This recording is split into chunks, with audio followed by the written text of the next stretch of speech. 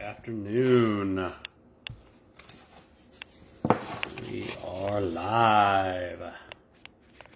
We're going to wait a few minutes here, let folks join. Ooh. Oh.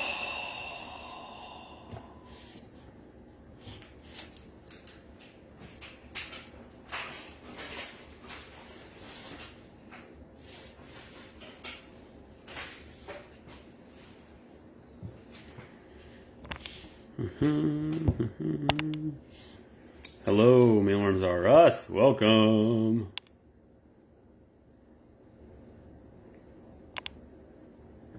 We're just going to give a few minutes here and let folks jump in. Hope everybody's having a good day so far. It's going to be hot today. I'm not sure where you guys are at, but it is hot.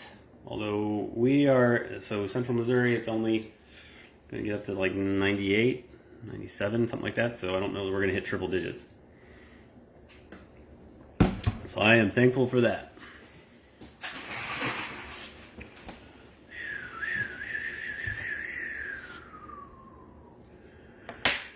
Let me know, if somebody could let me know, please, if you can hear me okay. Looks like video is coming through all right. Can you guys hear me okay?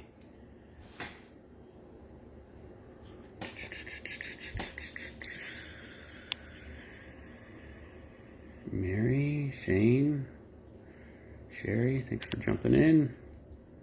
Texas, that's going to be hot. That's going to be hot. Whew. All right, we've got some more folks jumping in. Good to see you guys. Good to see you. If you guys have, so this is another one of our Mealworms and More conversations, just kind of laid back discussion about mealworms, issues you might be having with your colony, questions you might be having about starting your own, any questions about running a small business. So we are mobile, so I'm on the phone, so we can go places. It's nice and bright and sunny outside. Ben's going to be here at some point to sift and harvest. So once he gets busy in there, I won't be able to go in there without my mask on. But we've got plenty of other things we could see if you need to.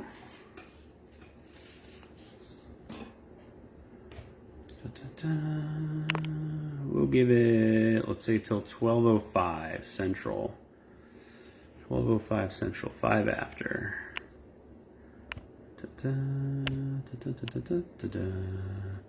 Flying Frog Mealworms, welcome.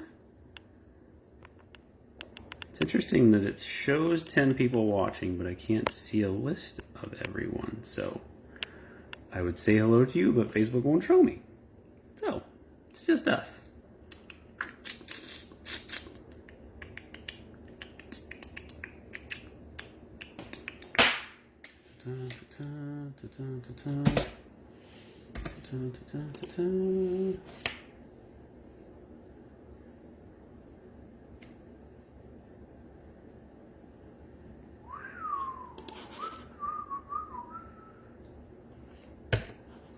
Oh, my computer's not on. There we go.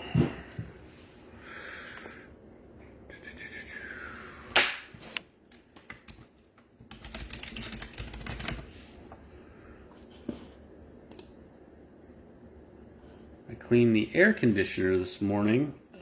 It seems like it's struggling a bit in the hot heat. So I'm a little bit concerned about that.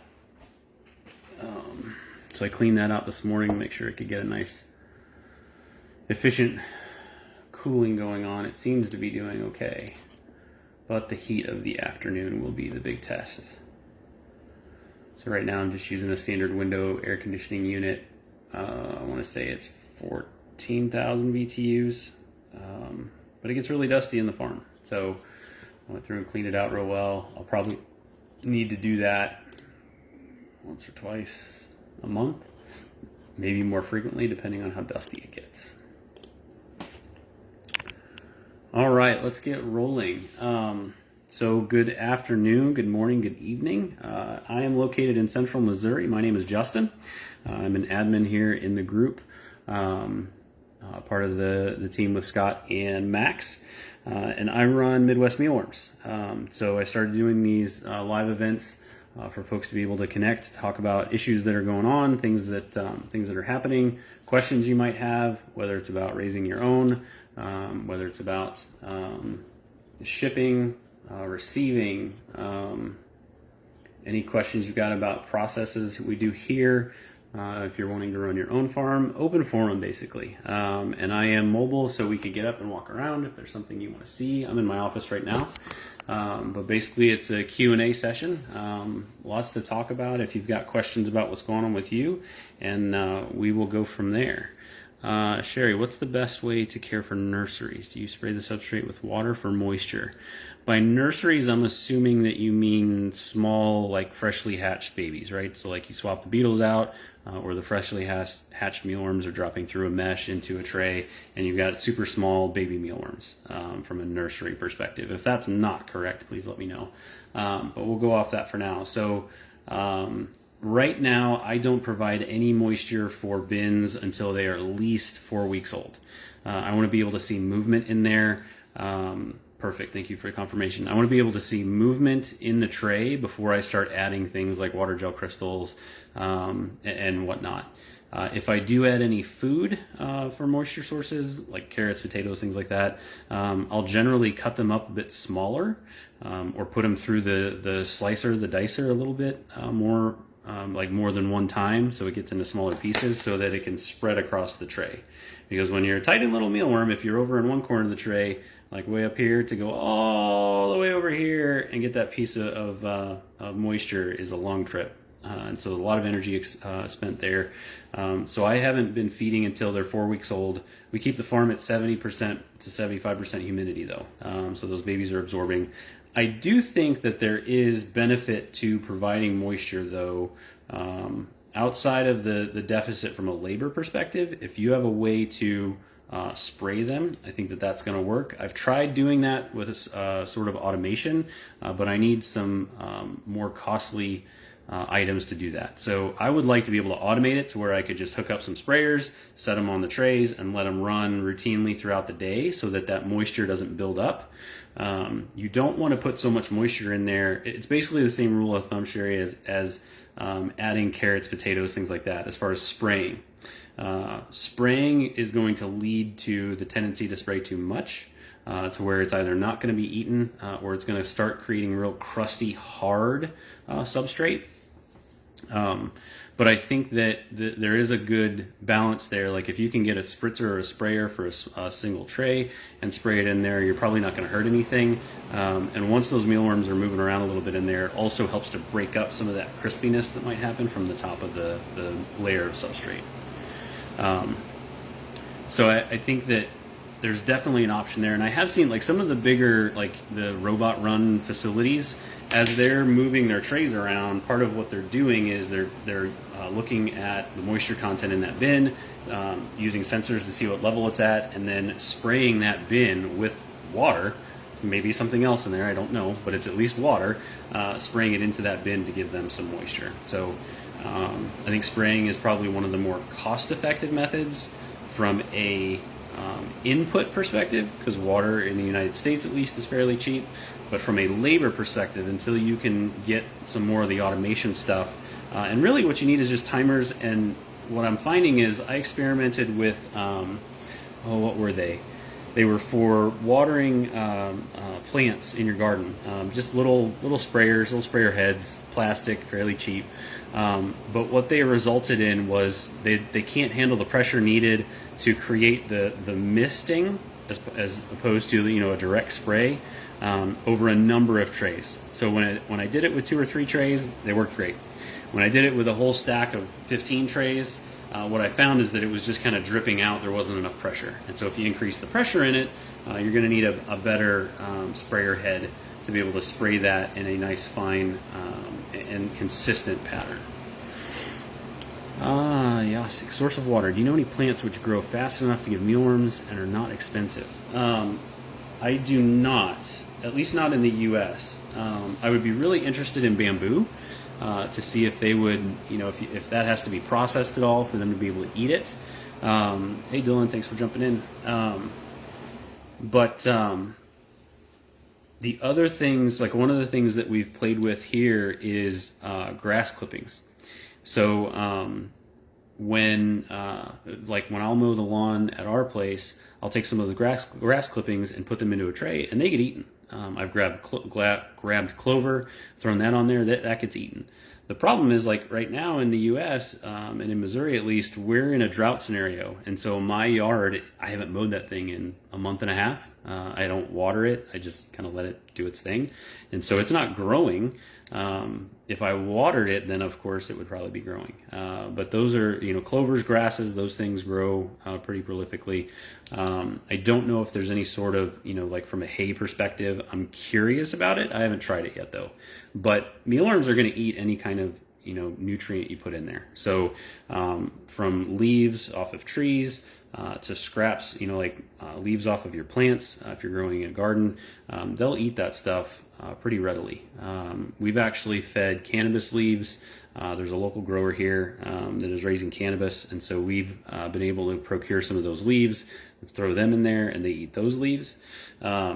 We haven't really found, I'm trying to think of what they don't really like. Pineapple, a lot of pineapple, but that's sort of veering off of the question there, because you're looking for a source of water. What I've started doing is food waste procurement. So there's a catering company in town that I stop there now every Thursday and grab all of their fresh fruit trimmings.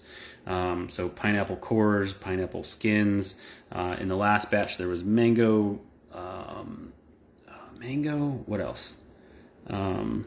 Kiwi, strawberry tops, all that sort of stuff. Threw it right in. And what's interesting is especially the mango seed, they ate everything off that mango seed down to the seed itself. So they can't get into the seed, unfortunately, because of that skin on the outside is real tough. Similar to even pears, right? Like a pear, if you throw that in with the skin on, they're not going to eat through it. If they find a hole or something that like a blemish or something that they can is a little bit softer, then they'll break through. And I've actually posted a couple of videos recently of them digging into that and boring into it. And so any sort of food waste is an interesting, added benefit, right? It's nutrients for the mealworms. It's not something I'm paying for, because for the places that I'm going to get it from, it's waste. It's junk, and they can't reuse it. They can't sell it, and so I'm just able to kind of use it that way. The downside with the food waste is that it could be too wet. So you need to make sure that you're spreading it across the bin effectively and efficiently. But if it's real soppy wet, it's going to need to dry a little bit. Glad you mentioned the cannabis leaves. Now I'll have a use for them. Yeah, any sort of trimmings like that will work just fine. And like you're not going to make your mealworms high by giving them the cannabis leaves. So I think somebody asked me that once. But I've actually got a picture of that. I'm not sure if I uploaded it and shared it to Facebook anyway, but I actually do have a picture of that, of them eating that cannabis leaf. The other thing that we started toying with was cabbage, kohlrabi, things that go into, sauerkraut. So my neighbor here makes the sauerkraut. He cold ferments it. So there's no processing of it. There's no heat applied to it. It's just fermenting, just like in the old, quote unquote, old days, just a generation or two ago. And so it's really good sauerkraut, by the way. But we'll take all the trimmings from that, and I'm freezing it. So the one thing you want to be aware of when you pull in any food waste is to make sure that you're getting food waste from somewhere that's not actively using that in some weird way. And it's kind of, you're going to get a funny look if you go in and say, hey, I run an insect farm, or I have insects. I'm curious about food waste. You're going to want to test that probably the first couple times to make sure that they're not doing anything with it, and let them know, like, no pesticides, no herbicides, nothing that, a human being basically, pretend it's going to a human. That's probably a good, simple way to state it. I'm using fruit and veg scraps from home, but it's not enough. We'll try grass and leaves. Yeah, the veg and fruit, same issue. Like we started a compost bin this year, and we're not putting a lot in it because it's all coming here.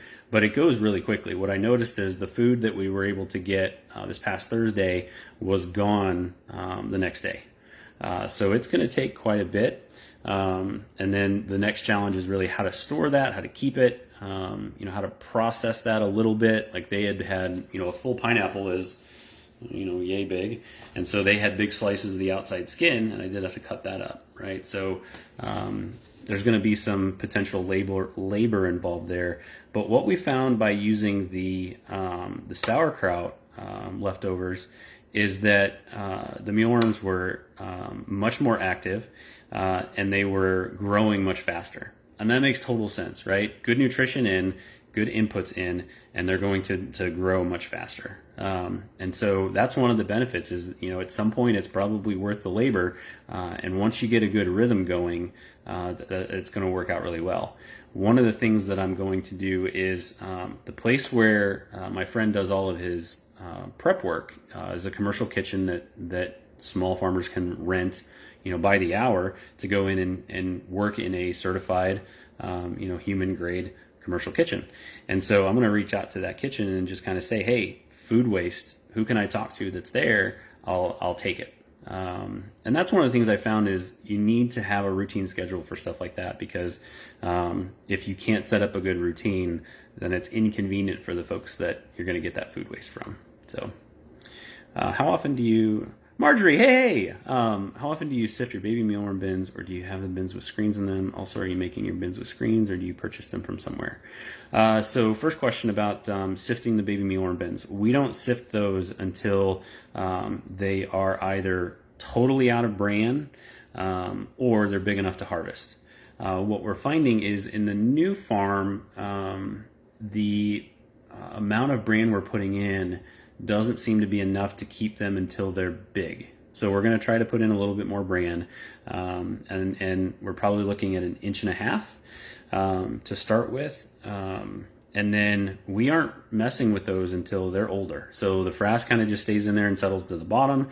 It doesn't get super thick because within 2 months they're grown, they're ready to be toyed with, whether it's to harvest all that frass because they need to be recounted and dispersed into more bins so they can grow bigger, or if they just need to be harvested because they're pupating and they're ready to go. We don't have any mesh bottom screens. I did try that many years ago and just was not successful with it. I don't think I gave it a fair go though. I know plenty of people that are using that mesh method from a beetle perspective. From a frass collection perspective, I just don't think it's worth it. I tried multiple different ways of putting mesh on the bottom of a tray so that the mealworms, as they move, the idea is as they move, the frass is going to fall through that mesh, right? And so, I had this concept and idea where if we put that stuff, a tray on the bottom to collect everything, and then every tray above it was just mesh lined, and then it would sit, filter on down, right? And you would just swap out that bottom tray. That's where you would collect your frass. It just didn't work very well. It clogged up really easily. It didn't function. And then when you had to feed the tray, you would go to open it, right? And this was when I was using the pizza dough proofing trays, so they were all vertical in a tower, a wooden tower basically. So I would pull them out, and then all that jostling would get things moving and unlodged or dislodged from the mesh, and then it would fall on the floor. And it was just making them. It just didn't work. So I'm not a fan of that right now. Are you making your bins with screens, or do you purchase them from somewhere? So I've got I think you're talking about the beetle mesh that I started. I posted about that recently. I haven't put an update out on that in a while. Let me know if that's what you're talking about, Marjorie. The beetle. I made a square tray to sit down inside of the blue tray on the bran and put the beetles in there. let them party hard, do their thing, lay their eggs. And the idea and the intent is to reduce the labor there, to be able to just pick that tray up out, or the mesh out, plop it down with the beetles in it into a fresh new tray. Because right now, one of our big labor draws and sucks right now is swapping those beetle bins, because every single beetle bin we've got to empty into a mesh bottom tray, shake it to get all the wheat bran through, and then put those beetles back into a fresh tray. Give me 1 second. I'm going to turn that air conditioner off because it's kind of loud.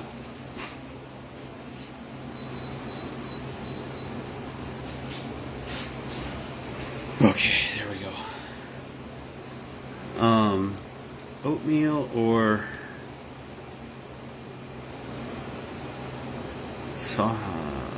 soft wheat bran for substrate? Mary, great question. So honestly, either one of those is going to work fine, depending on your scale.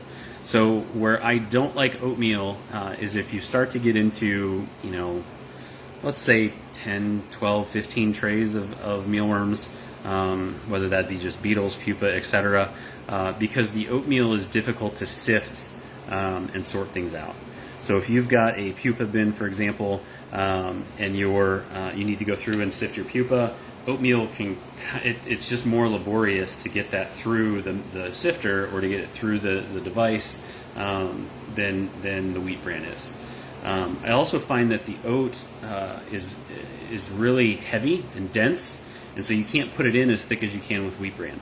They won't go down into it, and so then you get a lot of mealworms kind of floating on top, where one, it's not as hot because the temperature down there, if they start going down into that substrate and moving it around, they'll generate friction, generate heat. So it could be getting too warm for them. And then it also just gets heavy, and so as they go further down, there's more and more oatmeal pushing them down. And so it's sort of a scale type thing. If all you can find is oatmeal, go for it. They're going to eat it, they'll thrive, you'll have a successful colony. You'll probably have a little bit more pain from a sifting sorting perspective, especially with your large mealworms. As you start to separate out, or if you get to the point where you need to separate them out with some sort of sifter, the oats just don't sift through the same mesh that you're going to need to send the mealworms through. But if you've got, let's say you're raising them for geckos, or a bearded dragon or something, and you've only got 3 or 4 or 5 trays, and you're manually picking out the mealworms you need to feed, then oats are going to work fine, because you don't have to worry about sifting or sorting or anything like that. But I really like the soft wheat bran because it's flaky, it's not hard. So the baby mealworms, when they're first born, they can actually eat the wheat bran a lot better, a lot easier, because it's not a hard thing to have to chew into, and it takes less energy. So think about when you're chewing something that's really, really chewy, really overdone steak, for example. You have to chew that thing all just go crazy on it. You're expending more calories, which for us probably not that bad a thing, but for a mealworm, as we're trying to get them to grow, we don't want their energy going to anything but growing. That's where we want that energy to go. Awesome questions, guys. And I didn't mention this at the beginning, but if you ask a question and I seemingly ignore it, please let me know. Message me through Messenger or something. Every now and then, the Facebook Live just doesn't show me everything, and I'm not quite sure why yet. So, what kind of trays are you currently using? Thank you for having these courses. You are most welcome, Danielle. So trays. Let's actually take a little trip. And I'm going to flip this around. Oh, I had the same problem last time. I couldn't find the flipper. Oh man, where'd it go? There we go. Okay, so these are the trays we are currently using. So these trays are from Beacon Camp. Beaconcamp.nl, and L for Netherlands. I don't know why I blanked on that. So these are the model 6207 insect tray. These are specific to mealworm raising, right? So these are designed for mealworms. You can see the openings here. There's a big gap here that lets the air flow through so they don't get too hot. There's ribbing here to give it strength. And then they stack inside of each other. So you can see here, they just stack. And that's a really rough view with the sun. Let's go around the other way. So they just stack. These trays are fantastic. The only thing that's not good about these trays is that I cannot source them in the United States. To get a whole truckload, a whole shipment of them is like $25,000 to $30,000, and buying by the pallet is super expensive. Prior to those trays, prior to the blue trays there, we use these white dough proofing trays. So these are actually like pizza trays. So people will make dough, they'll put it in there, they'll make stacks of these things, proof out the dough, and then make delicious pizza. So these I got from webstrontstore.com. They worked really well for what we were doing at the time. The problem with them is we would stack them up like this, and we'd get to about 14 high before it started getting a little dicey. The newer model, so there's a couple different models, the newer model has these indentations here to help kind of settle it. Before then, like you can see this guy here, there's no indentation here, and so this thing moves around very easily. So that was one downside to it, is you bump into a stack of these and you're going to be cleaning up. The other downside is you can see wasted space in every single section here. All that is just wasted space, which in a insect farm, when you're trying to be as efficient as possible, you want to cram in as much as possible, and so you're just losing out on a lot of space there. The other downside is that you can see into the top of this bin. I can get into the middle and feed this whole bin, but from here I can't, I'm going to have to flick it in, right? And so if I only feed on one side of this bin, then those mealworms are going to have to travel a lot more, use that energy. Then if I have to feed on both sides of the bin, it's more time and more effort from my perspective, more labor, right? But these work perfectly fine. We ran the business for about, I want to say 2 years on these trays alone. So it's viable, it's doable. And I can't really, knock them outside of having these guys, which I lucked into because somebody in Texas was selling them. So really good question. Shane, I see you there. Is it difficult to find customers? How would I start making sales? Oh man. All right, let me turn back around here. That's a really great question. So when I first started, what I started doing was I basically gave mealworms away. And what I was doing was I was exchanging mealworms for folks' time and knowledge on how they were using mealworms, how they needed them cupped, or packaged even, how many quantity or how much from a quantity perspective they would need, because the folks that I was selling to, your primary buyers are going to be retail shops that are buying them for, like a reptile store, a bird store, something like that, where they're reselling those to their customers.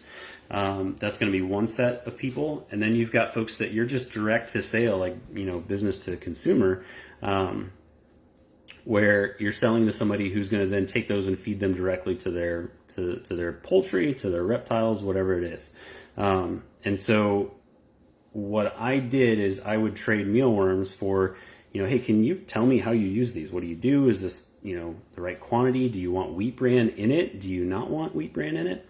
And basically just kind of talking through that with people and being open and honest and saying, hey, I'm new to this. I raised these. I started selling them because I have too many.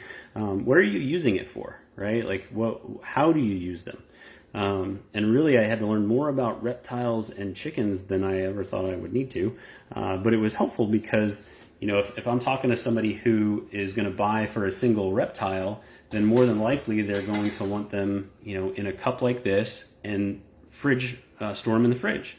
And so that kind of tees me up to know, like, hey, let me walk through how to store these in the fridge if you don't know how to do that already, that sort of thing. And so finding customers, that's always, marketing versus grassroots stuff. I have barely marketed at all. I can't say I've never marketed, because I did take a stab at some Facebook advertising several years ago.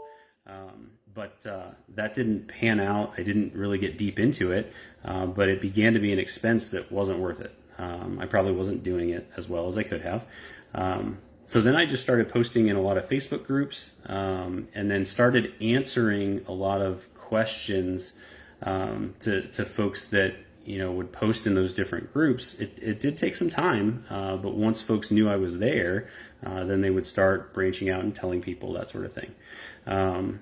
So that part, like finding people locally that would buy from you directly, is somewhat laborious until you start building up a group of folks that will basically advertise on your behalf, to tell their friends that they know that might be running in the same circles from a reptile community type perspective, that sort of thing. But other than that, like, it's pretty simple to get on Google and do a search for reptile store, bird supply store, feed store, and then go in there and see, one, do they sell mealworms? Are they struggling with it? Do they not like it? What is it that they don't like about the mealworms or the insects that they're getting? And then you try to solve that problem for them. One of the big issues that people run into a lot and complain a lot about is that the mealworms that they buy at the big box stores are not fresh.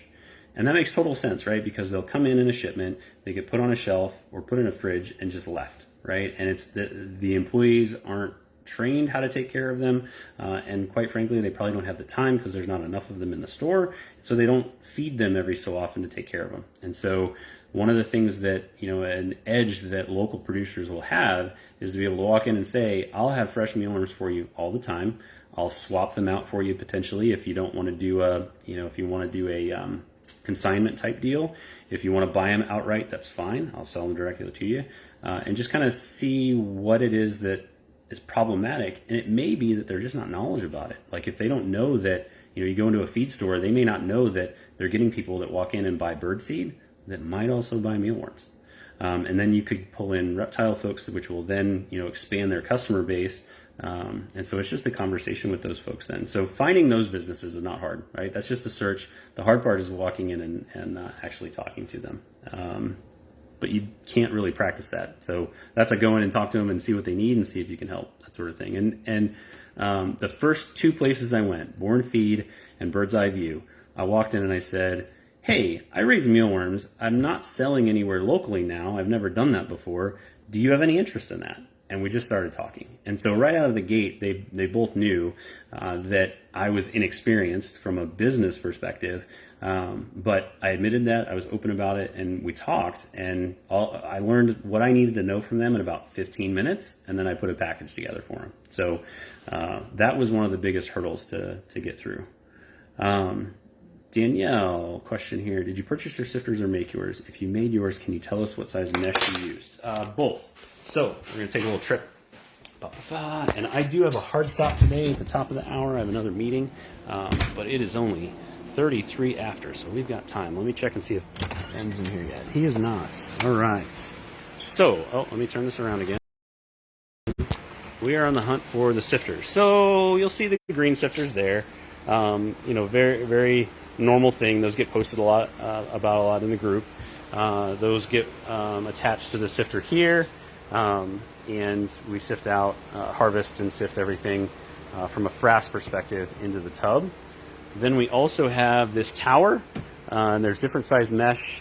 This is the 1/30th, so I just bought a sheet of it and then attached it here so I can sift out frass in larger quantities, faster volume. And then I also have two other meshes here. One is a 1/8 inch chicken wire, basically. Any big box store should have that. And what that does, the 1/8 gets the pupa, the beetles, and the really big mealworms, right? Those are the things we're going to keep and then keep the colony going. Then there's a medium mesh, and what I mean by medium is I bought it off of eBay. Oh, dang, it's on the other side. And I literally bought it, and it's labeled medium. I have no idea what size it is, and I can never figure out how to get that size. I've tried measuring it. I've tried reaching out to the person I bought it from, never got an answer. So if this ever breaks, I'm in deep trouble. But basically, this one needs to catch the size of mealworms that you want to sell. And so if you're wanting to sell mediums or large, it's all just going to vary depending on that. But it's a medium mesh, and that's Unfortunately, that's as close as I can get on that one because I don't have an actual size on it. But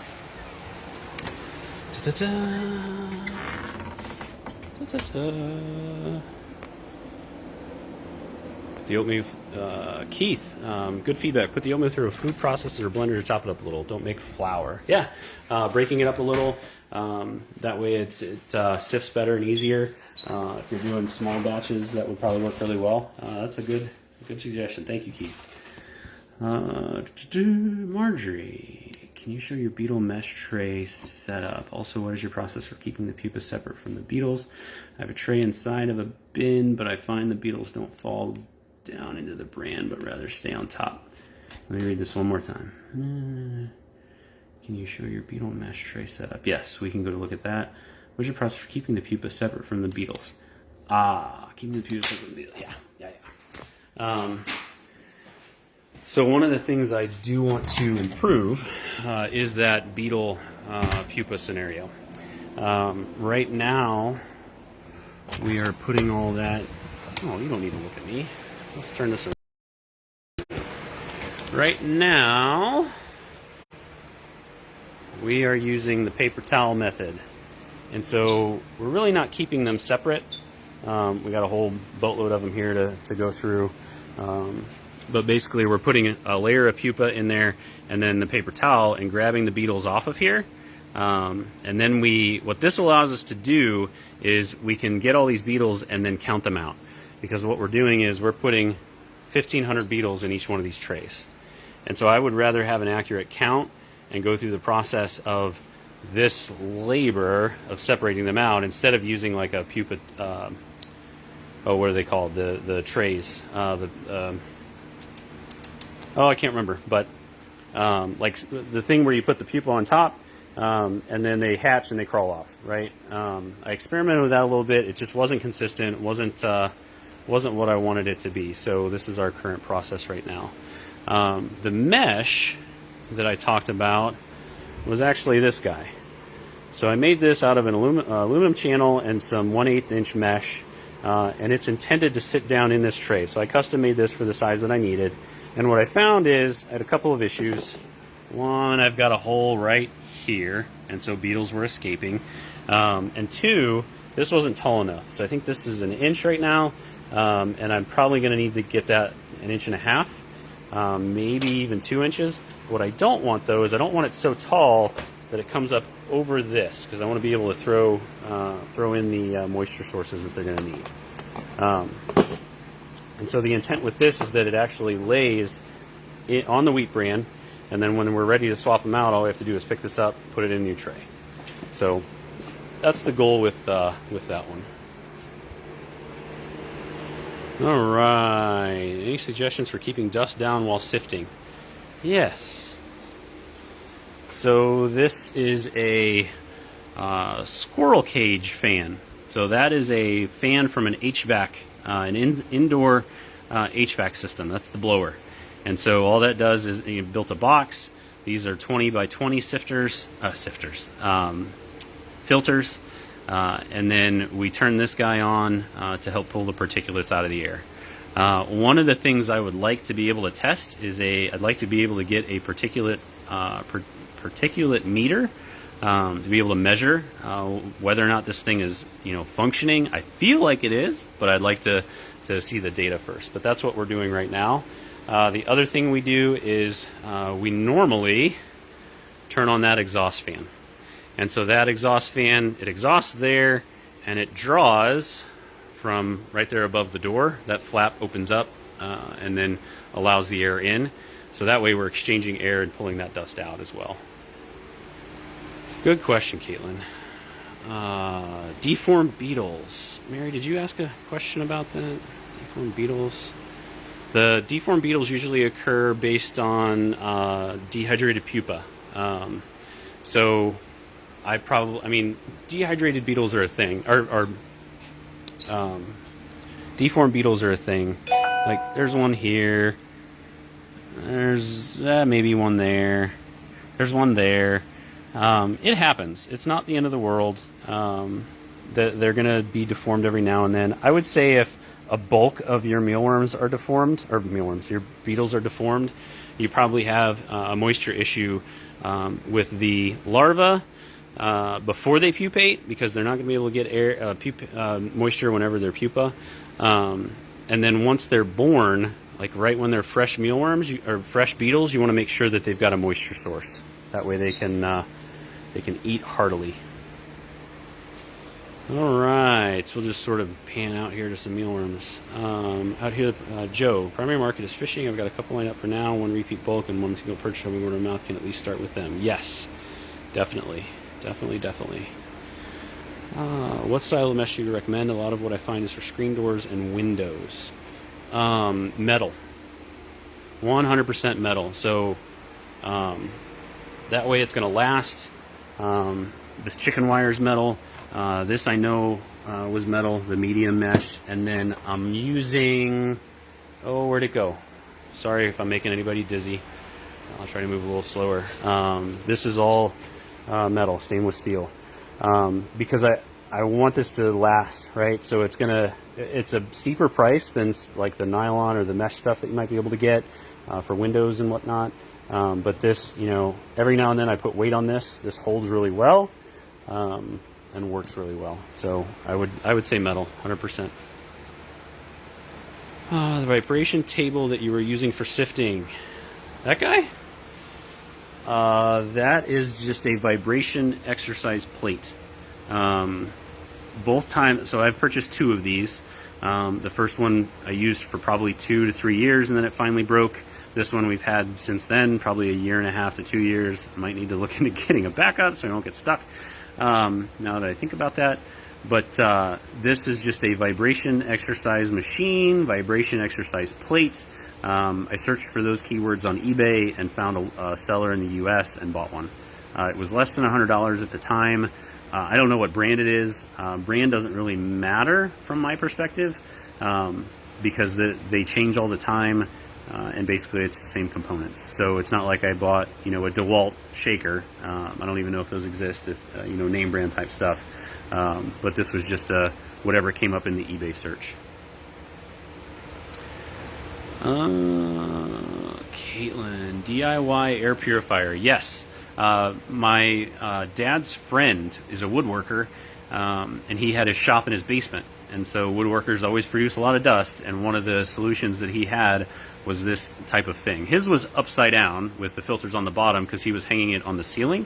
But he built and made his own, and I saw it one day and I was really curious about it, and I asked him if I could pay him to make me one, and so he did. So I used that in the old shop for a little while, and then it just took up too much space. And we found that using the exhaust fan actually worked really well, so we didn't really need this anymore. But in this bigger room, we've started to use that a little bit more. I'm considering hanging it from the ceiling, but I like it mobile right now. I'm probably going to put it on wheels so it can roll around. Joe, aluminum versus steel. I don't know. You want something that's going to stand up to moisture, but not like direct moisture, right? Like this doesn't sit in water, but it is 70% humidity in here. Yeah, I'm not sure. I'm pretty confident this is stainless steel. And unfortunately, eBay doesn't keep, one of the things I struggled with is eBay doesn't keep your listings and your info after a certain time. So I couldn't go back and find the exact listing detail for this mesh. I'm pretty confident in stainless steel.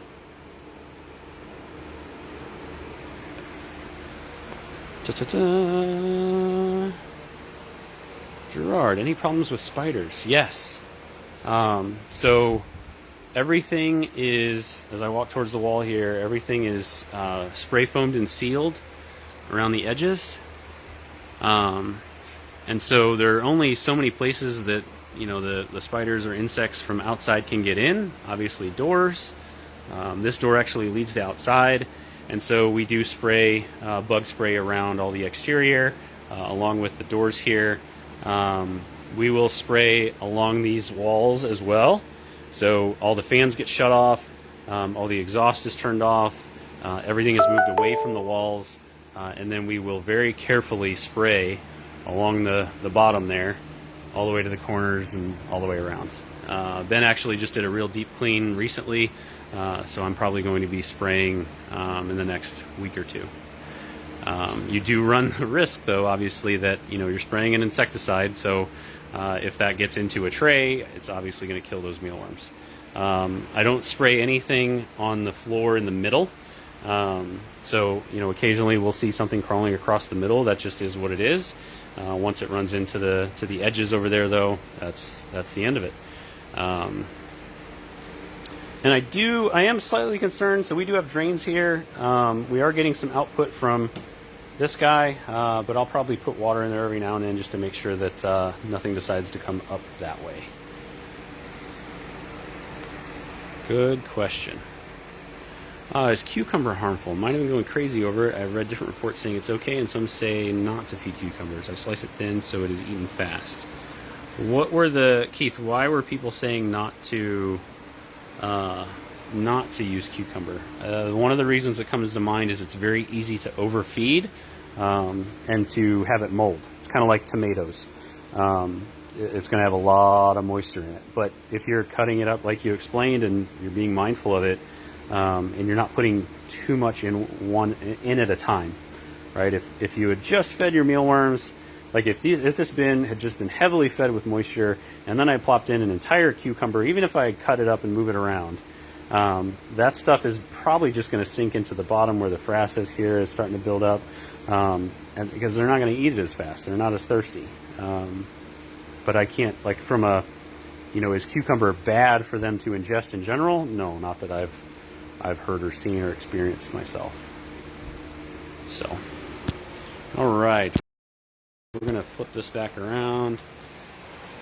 I think I heard Ben coming through. Hey, I'm live on Facebook. Need anything? I'll come find you. I'm going to Hartsburg. Okay. All right. Back in. I need a drink of water. So it's not that I want to show anything else in there. I just need a drink of water. Really good questions, guys. I appreciate that a lot. Joan, good to see you. Welcome. There's 20 folks in here now. Sorry I haven't been saying hi by name. It doesn't show me everybody as you guys come in. So thank you guys for joining. If you have any questions, let's just level set. Let me get a drink real quick. Any questions about mealworms, insects, running a business? Somebody had a good question about customers earlier. I'm basically an open book, so here to help and answer those questions until the top of the hour. We've got 12 more minutes left. I do have a meeting, so I'm going to be jumping ship for that. How do you deal with heat with shipping? Yeah, that is a rough thing right now. So right now, dealing with it is just reshipping, unfortunately. So hold for pickup is mandatory for me to reship. It's pretty much an industry standard. If you don't pick hold for pickup, then the reship or refund policy is out the window. I do make exceptions for that. Folks have reached out to me before that are in a wheelchair, that are handicapped, that don't have access to the post office, and I will work with you and have you received insects before? We just talk a little bit, that sort of thing. But dealing with heat, one thing I did do, Lucas, is this was actually an old box. You can see the holes here. I went to a hole that is now 1 inch. I bought a 1 inch drill bit. We're still drilling these holes by hand. We do like 20 boxes at a time though. But the 1 inch hole is much bigger and lets much more air through, but it's still a numbers game. I think last week I shipped out orders, and I want to say that 5 or 8%. Oh, I can't remember. I'm comparing to the week before too many numbers. It was under 10% for both weeks, but there was several shipments that were just DOA, or like one of the other things that happens is people will get them and those mealworms have been stressed. Like maybe they were in a mailbox, or even at the post office, maybe they were in somewhere where they were in the sunlight potentially, or they were just exposed to high heat at some point, and then they get to the customer and then they start dying. I've had people reach out before that have said, like, hey, I got these, they seemed okay, but they're a little, sluggish, and now a whole bunch of them are dying. And that is just, heat death. And there's no good way that I'm aware of right now from a cost perspective. I know that some folks have raised their shipping costs to help cover, or just their costs in general to help cover for the current temperatures. I haven't done that yet. And I'm also exploring ice packs. So the problem with ice packs is right now I'm worried about the condensation, so I'm going to test with it a little bit. But unless you get a fully insulated box, again, that's more cost, and it's just a more frustrating experience for the customer too on the other end to have to unbox something that's been packaged up like that. Really good question though, especially given all the high temps. It's a pretty dicey scenario right now. All right, let me scroll down.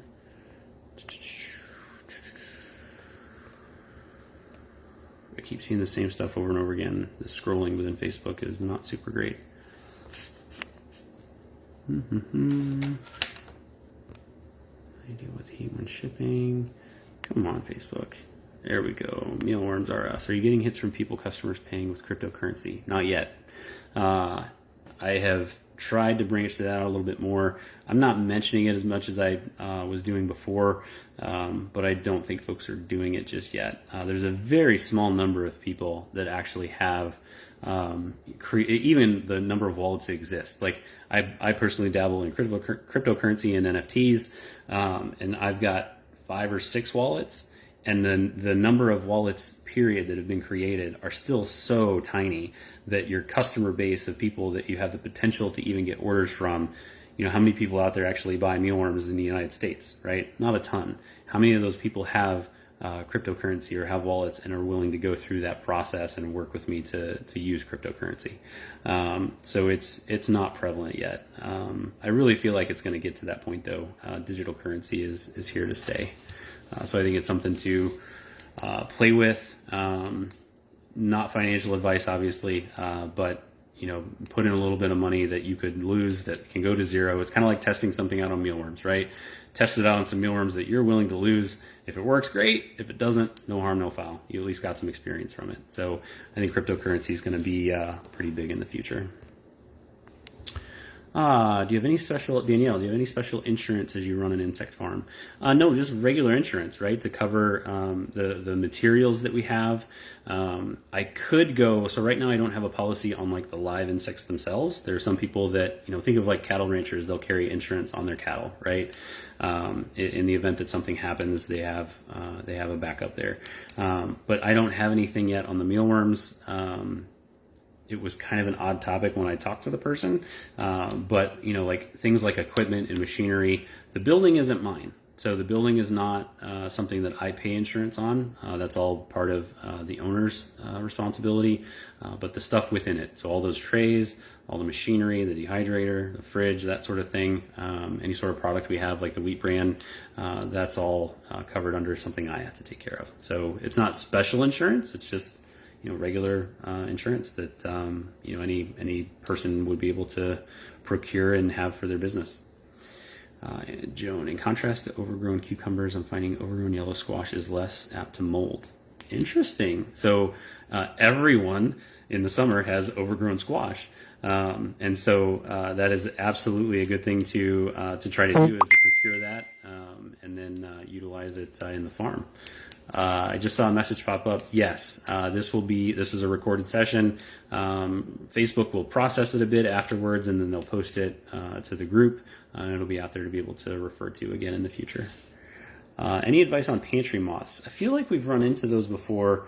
Pantry moths definitely get into the habit of being proactive about it, and either baking or deep freezing your bran. Don't put it in a regular freezer with your fridge. It needs to be at like 0 degrees Fahrenheit. And so either bake it or freeze it, deep freeze it. That way you kill off those things. I do the deep freeze for 2 days, at least 48 hours. And then I have not had, knock on any sort of wood you can find, I've not had issues when I very, what's the word I'm looking for? I'm very diehard, I guess, about doing that. That's not the word I'm looking for. Anyway, it has to be an utter emergency for me to take bran that hasn't been through a deep freeze and put it into the farm. I would rather let the mealworms not eat for a day than put in bran that hasn't been through a deep freeze, because the mite infestation is terrible. I don't want to deal with that. Pantry moths, though, you want to get some like sticky traps, things like that. That way they'll fly on there and get it. And I feel like somebody posted about pantry moths in the group. That would be a good thing to search through the group to see if anybody's got some experience with those. I don't personally. Sorry. There we go. I don't personally, so I don't have any suggestions from my own experience, unfortunately. Hello, Velazar. Welcome. Mealworms RS. I'd be interested to maybe chat with you offline and see, have you gotten into NFTs, not just crypto, NFTs? I think that's going to be a big thing for businesses in the future as well. What temperature range can they tolerate? So mealworms can survive in very close to freezing temperature. In some cases, it could be below freezing, and they will generate heat to keep themselves alive. But generally, freezing is probably where they're going to, a single mealworm on their own is not going to last very long once you get to that temperature. And then once you get into the upper 90s, into the hundreds, it basically becomes a baking event. And so they'll, depending on how hardy they are, they can survive some pretty high temperatures. But once it gets into the upper 90s and the hundreds, it's going to start to kill off the mealworms, unfortunately.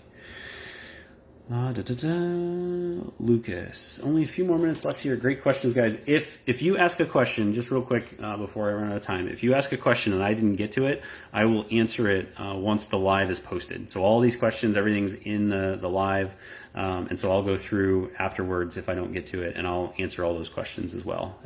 So don't feel left out, and do look for that answer later today, likely. How did you start? By asking gas stations or areas by lakes? Gas stations I didn't have a lot of success with, even the ones that like sold bait, right? Like that sold earthworms or something. Like they really didn't. I don't know if it was like the person, although this was a pretty routine thing with the gas stations. I would search mostly for reptile places. I do actually have a bait store now in Ashland that sells our insects. They're not moving very much. I don't know if it's just because it's new and people don't know about it yet. But the fishing stores, reptile stores, and poultry stores, or birds, are really going to be the key places. The other thing to think about is the frass perspective. So from a frass perspective, you're wanting to go to places like nurseries, grow houses, things like that. They want to utilize the frass. So that's a totally different set of customers and a different spiel, a different discussion, different price, all that fun thing. So there's definitely a benefit to at least getting out there and trying to get started, because it's going to take a while. It took me 2 months to find someone to insure our meal. Yes, that's the other thing, is it's brand fresh, spanking new. Not a lot of people have familiarity with it, and that becomes, like, if you're not familiar with it, it becomes risky to you, and then they just don't want to mess with it. So who insures, if you don't mind me asking? I can't remember. Is it State Farm? I should know that. I have not had to engage with them yet. It might be State Farm. I'd have to dig into that. We'll go with State Farm. It might come to me later. Just got my LLC. Thoughts on that? Absolutely. LLC is the way to go. Use an LLC until you get to 50,000 in revenue, and then start looking into options from an S Corp perspective. That's all just purely like tax, business, corporation type stuff. It's actually not difficult to do an S Corp, but definitely talk to like an attorney or somebody. Explain to them what you're doing. Let them help you build that out. But an LLC out of the gate is perfect. and make sure you do the things that you have to do for an LLC. Just because you have one doesn't mean you're set. You need to practice and do the things, like have a separate banking account, have a separate place where you deposit your checks that you might get, the cash that you might earn. Use that money to buy your materials and all of your stuff. Like, it needs to be a separate thing. Once you start mixing your personal, if you deposit one of your mealworm checks into your personal account, you've now crossed streams, which is bad. Ghostbusters said don't do it, and you could have some issues with that. So LLC is definitely a good way to go.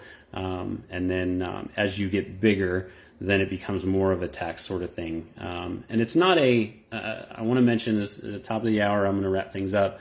I want to mention that, like, moving to an S Corp and incorporating is not like you're becoming the bad big corporations in the US, at least, that are doing some nefarious things, in my personal opinion. Caveat there. But the S Corp is a good way to help build structure within your business, and help you maintain, like, you need to utilize the things that are there for businesses, because everyone else is doing it, and it's going to help you save from a tax perspective, from a liability, all that stuff. All that stuff. All right, I am going to go ahead and close out. Again, if you ask a question here and I didn't get to it, I will respond, along with some of the other feedback things I see here. I'm grateful for you guys jumping in today and asking a lot of really good questions. We'll do this again. I missed last week. I had some things going on with family, so I missed last week. But I'm going to work on getting the questions answered here, get another one scheduled before I leave for the day for next week. Do a different day, different time, just to mix it up a little bit. But definitely come with more questions, more things you want to learn, and have some good feedback for the group. I really appreciate it, guys. Have a great afternoon, a great evening, and we'll talk again soon.